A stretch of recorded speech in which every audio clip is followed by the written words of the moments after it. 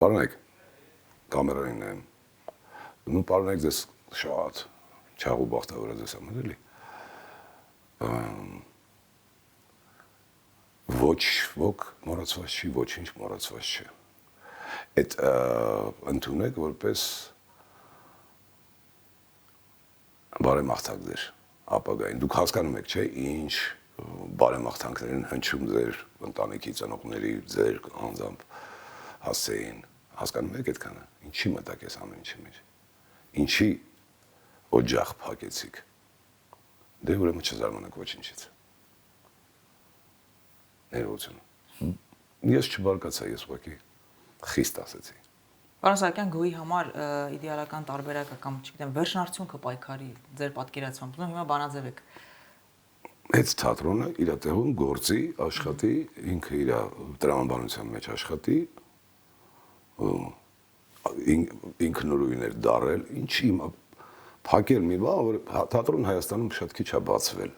վերջին բացված թատրոնը դա կարծեմ համազգայինն է, եթե չեմ սխալվում, որպես պետական բան։ Հիմա ինչ որ ոչիլներ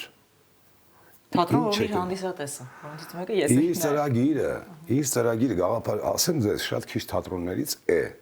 նորից ասում կամերային, որ ունի բան, ծրագրային մտածողություն, որ ունի բան բերելու, ինքը չունի, ինչ որ ծախվում է, ներկայացումները, որ մեր մոտ գնում էին, ուրիշ ոչ մի ադմինիստրատոր չէր վերցնի, որտեղ դրանք վաճառվող չեն, Փարիզում նույնիսկ վաճառվող չեն,